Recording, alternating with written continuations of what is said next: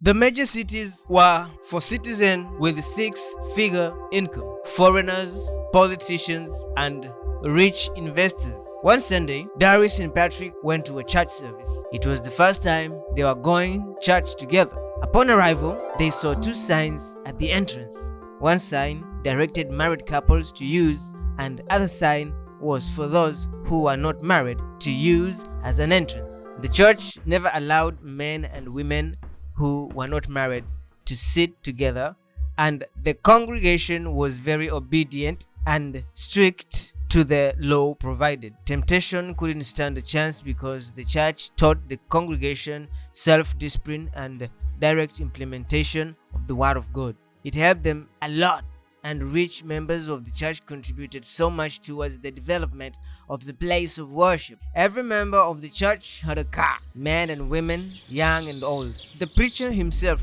was very rich with enormous wealth. The church was the best place to be.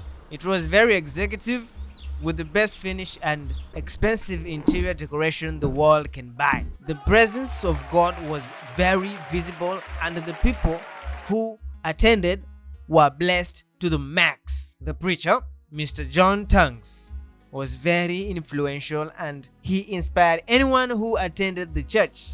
The people loved him so much, and he touched souls of many with his wisdom and teachings that reflected on the reality of the world. He emphasized his preaching so much on love and respect to God and one another. He drew people closer to God, and God drew closer to them. In the annex cities, there were also churches, but the people were very sinful, and some didn't even bother about church or any religious practice. The Spirit and the presence of God left these annex cities due to their filthy lifestyle and backwardness. After an hour and a half, the church service came to a halt, and everybody was rushing to their homes and other places to be. Doris and Patrick were heading to their car when they met Sylvia for the second time.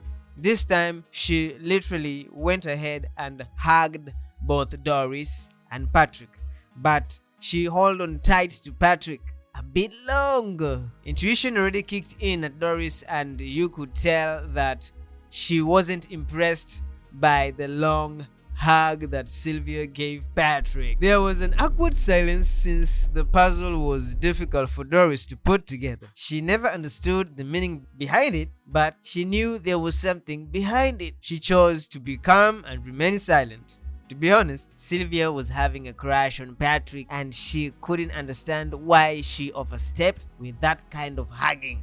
It was inappropriate, and Doris didn't like it. As they were heading home, Doris asked Patrick if he noticed something abnormal with Sylvia. Patrick said yes. He said to her, "I don't like your friend, Sylvia." Doris became very curious to know why the sudden hate. She understood maybe it's the awkward hug, but there was more to that. He asked Doris, "What if your friend has a crush on me?" Doris asked him what he will do if he finds out that the crush is real. Patrick laughed and said, "I will report her to my wife." "Are you sure you don't want a second wife?" Doris asked. And he said, "I am not only your husband but your property. If you command me to have a second wife, who am I to disobey? I follow your command and decision, but you are my husband. You're supposed to lead me," Doris said. Patrick insisted to drop the topic because he was getting uncomfortable with the questions. He concluded by saying, "I really love you so much, Doris, and I will never allow myself to lose someone so good and dear to my life because of another woman. You have changed my life and given it a meaning. Betraying you will be the last thing in my mind." Doris' face brightened up with a smile, and she saw that she found the man of her dreams. Suddenly, her phone rang. It was Brenda, her elder sister. She called her to ask about how to get her husband, and she wanted to get a loan from her so that she can purchase a man for herself. The Finding Wife agency only recruited men due to their scarcity, and it made a lot of money out of that business. They even had plans to extend their business by also recruiting women for rich men, but their main focus was on men. Single men were considered a valuable asset, and the agency became a multi-million company due to these single men. Most of these men were coming from the annex cities, and it was a nightmare for women in the annexed cities since no man wanted them.